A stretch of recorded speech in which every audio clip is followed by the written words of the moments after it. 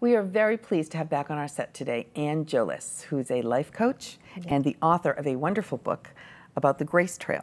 Yes. And the Grace Trail is find your footing and move towards the life that you were meant to live. Right. You were here last time in March and we talked a little bit about your book and about the Grace Trail. If you just want to give a brief synopsis of it is before we go into some real heavy stuff. Okay. Oh, and before we start, I need to congratulate you. You won an Artie Award. I won an Artie. I am so excited about that and honored.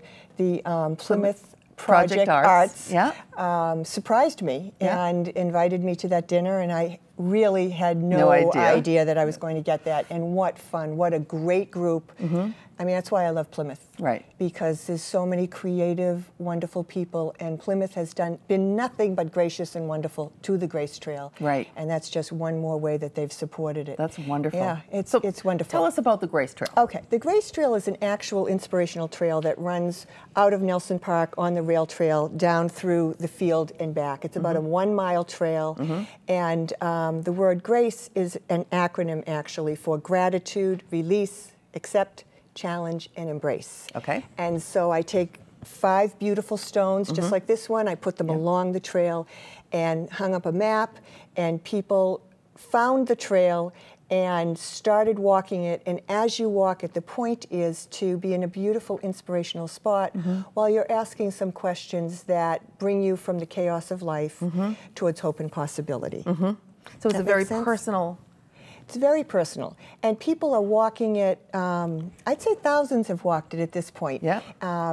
Girl Scouts, grief groups, book clubs. There was an adjustment counseling department that all came together and walked it. Wow. I mean, people are really using it in wonderful ways. One day I went out and there was a whole bridal party.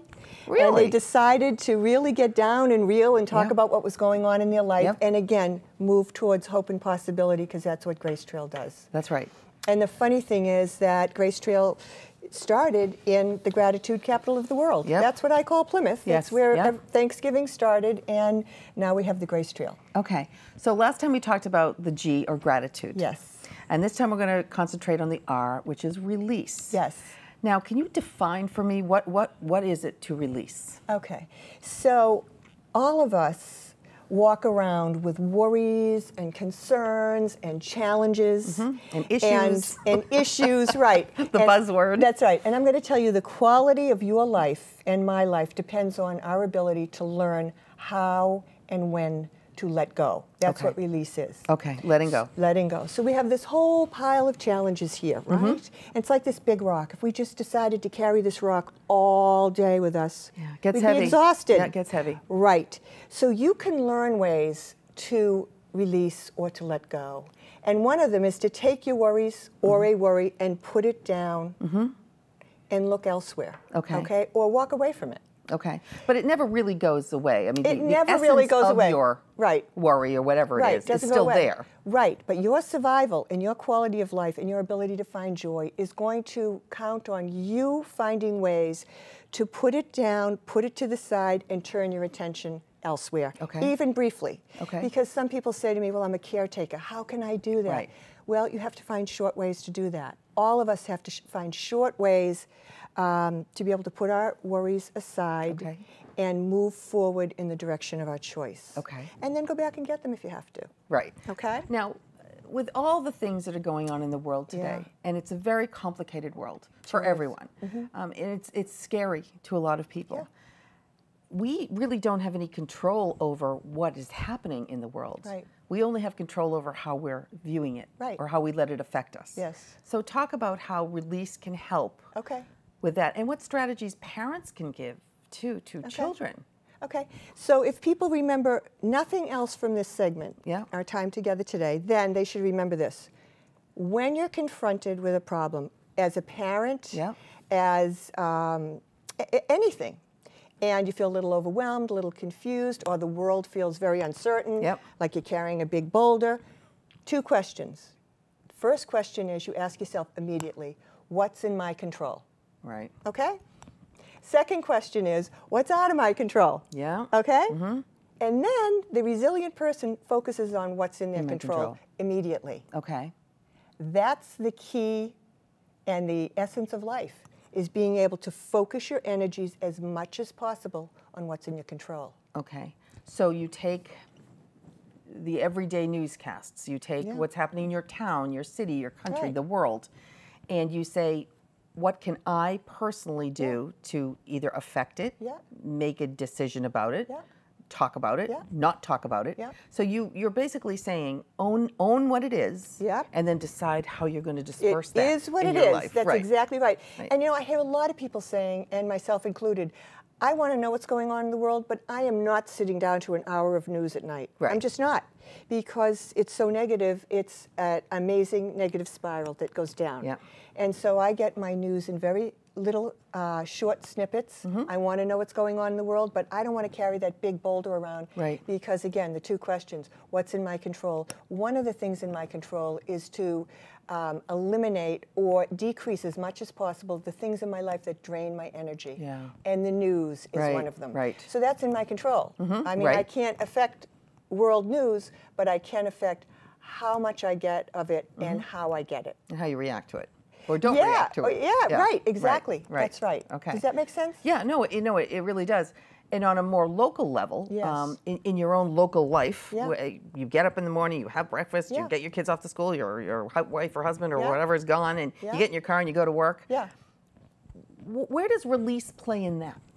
You are driving to work, you're driving wherever you're going, and if you find yourself ruminating and going over the same problems, the same things, it's like carrying this big stone with you. Okay, it's going to exhaust you. Just ask the two questions. With that issue, with that problem, what's in my control? What's out of my control? Out of my control goes over to this little pile over here, and what's in my control is where you focus your energies. Now, release is the second part of the Grace Trail. You start with gratitude, then you go to release. Why is it so important that release is second? I mean, logically, you kind of think that release would be at the end? Yeah, that's really a great question. And I was on a phone call with a lot of professional coaches the other night, and there was one woman there who was specifically a grief counselor, a grief coach. And so she said, Anne, let me tell you why I love grace. She said, you start with gratitude, which makes you feel and locate everything in your life that's going right. And no matter how bad things are, you can always find something going right. If you're sitting, breathing, that's your life. Good. Yeah, you got that. Okay. So then you go to R, and she said, so many people want to go straight to acceptance, which is the next letter in grace, is acceptance. She said, you cannot accept until you let go. She said, and sometimes in her practice, and it's not a therapeutic practice, it's a coaching practice. She said, we could spend weeks on letting go. Because sometimes we're not even sure what we need to let go of, or what we can let go of.